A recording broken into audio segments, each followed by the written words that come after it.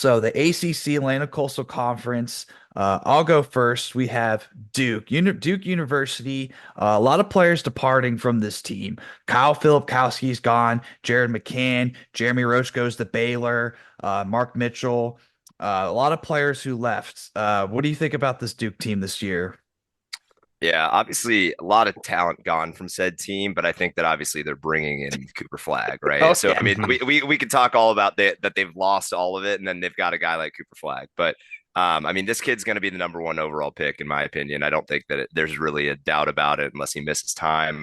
I mean, some of the stuff that we're hearing from like player interviews when they're talking about him at again 17, 18, where he was playing in, a 13 U playing against He high was school kids and beating them. And it's like, what? it No is way. He couldn't wild. do that. And he's just that guy. So, I mean, I'm expecting a lot of big things from Duke. The other main kind of, talent on that team is Tyrese Proctor. Mhm. And I think that again, with, Filipkowski now being gone and getting drafted to Jazz, it's going to be up to Proctor and Flag to step up, but you can't expect too much from Flag in his freshman season. So put a lot on it on Proctor. Yeah, definitely. They definitely have also more good recruits as well. They have Con Newpel from Wisconsin, the state of Wisconsin, known for his scoring ability. Isaiah Evans also signed to or recruited to the team, high-ranking forward, very versatile. It's just a reload for Duke, like it is like every year. What do you guys think? Do you think they're going to be at top of the conference again? I think they're probably a solid betting log to take the conference. I mean, when you're looking around with Virginia experiencing turnover with their coaching so far, and then North Carolina, um, they do have some good production returning, but as we all saw, they somewhat struggled a bit last year. I think at least right now, Duke is a clear favorite. Yeah, according to the odds, and did a little bit of homework for us, so I can kind of provide them conference by conference. But on FanDuel, Duke is opening at 135 to win the ACC regular season.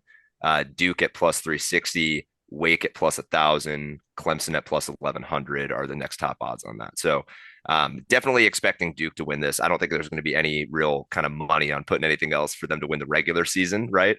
When you Mhm. talk about them actually winning the tournament now, that's going to be a whole different story because I think that was the main story from last year is that, ACC and then really all the way down to the group of five schools, there was not a lot of consistency from your regular season champion to your tournament champion, right? Because even in the ACC, UNC won the regular season and then Duke ends up winning the tournament, right? So it's still going to be a really competitive conference. I will tell you who I'm on just a smidgen is I love Pitt and I love Wake Forest. Those are two teams I that, was just I was just about to tally Wake Forest. yeah, those are those two from like a Ken Palm standing. That's definitely high. I'm that guy, Ken Palm guy. But Wake Forest is 44 and Pitt is 38. And when we're talking about teams that are offensively efficient and defensively efficient, especially in the ACC, that's going to be Mhm. something fun to watch for. So Yeah, I don't think there's any money I'm putting anybody else instead of Duke, though. yeah, Wake Forest combo guards of Hunter Salas and then Cam Hildreth, pretty good point guards. They brought in five-star transfer Omaha Baloo. They have a really deep bench. I think Wake Forest definitely a team to watch. Okay, so we think we have a little bit of stock rising on Wake Forest, somebody to watch out for. Let's go to the opposite side of the North Carolina Triangle, like we mentioned earlier. UNC, we have a returning scorer, RJ Davis, their best scorer, an absolute walking bucket. And then some big two names that are gone that left, Armando Bacot, their tenacious rebounder, leading rebounder all time, and then Harrison Ingram also left. But that doesn't mean that they didn't reload as well. Of Five-star course. freshman Ian Jackson, strong athletic scoring ability player. Drake Powell, another highly rated freshman. James Brown, just a lot of transfers coming into Cade Tyson, then Alan Lubin, and then Ty Claude to finish it off. Yeah, UNC did a really good job of recruiting what I think is starting to become kind of their like prototypical 4 or 5 big man, right? Like it's that guy that's going to be around 6'9" to let's call it 6'11", just under 7 feet, a little bit more dynamic. Great rebounder, probably hits a lot of the defense piece, but the biggest piece is the shooting, right? I mean, we saw it from Drake May or I'm sorry, not Drake May, Luke May from UNC a few years ago, where he was able to really just take over, whether it be tournament games or ACC games. And I think that, again, from having player in this type of conference that's dynamic enough to be able to cover, a 3 or a 4, but then also be able to stay inside and block shots like a 5. That's kind of that new prototypical position that we've seen at UNC. So I'm excited to see what's going on. Ian Jackson will be the big one that kind of maybe fits that role specifically. Cade Tyson could be that guy transferring from Belmont. Has a lot Mm-hmm. of size, 3-point shooting from the wing. So, Hey, if you're getting a transfer from Belmont, you know that they can shoot threes. right. And then that leads me to who I want to bring up is the University of Miami. Uh, Oh, here we go. Jim Larinaga bringing that heat. Didn't do as well last year, but they do have a 5-star recruit, Jaleel Bethea from Pennsylvania. I think he's going to be super sick. Another standout recruit, we have Austin Schwartz. We also have Isaiah Johnson Arugo. Not sure if I pronounced that right. And then they also brought a transfer from Samford, AJ Stanton McCray. Uh, Jim Larinaga knows how to coach. They play defensively. They know how to score. I think Miami should be returning back to a little bit of prominence. I think the ACC is going to be a bloodbath this year. Mhm. So I, it's I, and we're also forgetting a little bit about Clemson. I mean, the team that knocked out Arizona, made the Elite Eight. Um, returns Chase Hunter. How are we feeling about Clemson? I mean, I think the way that I kind of look at this ACC conference, and really it's going to be most of the conferences that we talk about today, is that everyone reloaded, everyone got better, and that's the new landscape of college basketball, right? So I think Hmm. that my default on all of this is going to end up being coaching. And I think that again, with Duke just having, 1 year, one championship with Shire, can't really like rest your laurels on it and be like, hey, let's, we're going to run it back immediately. And I think that we kind of saw that with UNC running the gambit in the regular season. From a Clemson standpoint, I think that they're going to be the team that they always are, right? They're going to be a team that's a little bit more defensive. They're going to be a little bit more rebound oriented.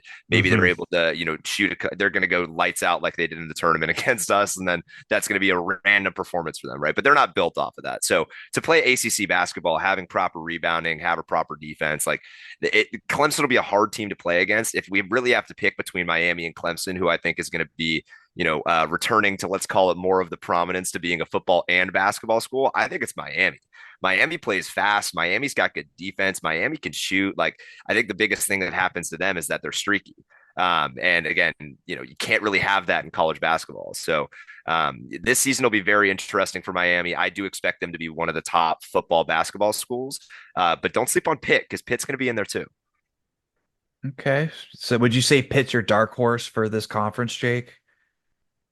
No, no, no, no. Hold on. Let me be very clear. I think that Duke is winning the conference outright, both I said regular and Yes. tournament. dark Yes. horse, dark Yeah, horse. yeah, yeah, yeah. But from at least, a team to watch and at least getting into the tournament, I'm watching Pitt heavy. You know what I mean? And I think that the main reason why is I was watching them last year, they play fast. And I think that that gets teams a little bit scared sometimes. Like they always talk about the old trapezoid of excellence, right? Like you don't want to play too fast, you don't want to play too slow. They kind of play higher in that top right corner, but best thing about them is that they're an incredibly efficient offensive team. So very excited for what Pitt's going to bring this year. One interesting note on the ACC coming into this year, Louisville, one of the probably best historic traditions in the conference behind Duke and UNC. They have zero returning starters from last year's team or returning players. Obviously Louisville has been struggling at a level they should not be struggling with a program like that. They have completely revamped the roster. They have brought in James Madison transfer Terrence Edwards. He was the Sun Dude, Belt Player they of the have Year 13 last year. transfers. Yes, Oh yeah. yes, yeah. No, Louisville, completely new team. I mean, this just highlights what the transfer portal can do for you now. But they should be a lot better compared to last year with some of the transfers. Like I said, Terrence Edwards, 17 points a game last season. James Madison, who was an extremely good team last year. I mean, I think they started the year on a 2021 game winning streak. They also bring in senior Kason Pryor, transfer from USF. He's already regarded as one of the better big men to watch in the league this year. So look for Louisville to make a huge jump. Okay. All right. So Louisville, watch out for Louisville. That'll bring me to my dark horse, I think. Give me Syracuse. I think Syracuse comes back hot and heavy this season. They had a major player leave, Judah Mintz. That was their leading scorer for the previous season. They finished with the 20-12 record. They missed out on making the dance, but they get a five-star freshman this year, forward Donnie Freeman. I think he'll contribute early. He's 6'10", maybe a little light, 190 pounds.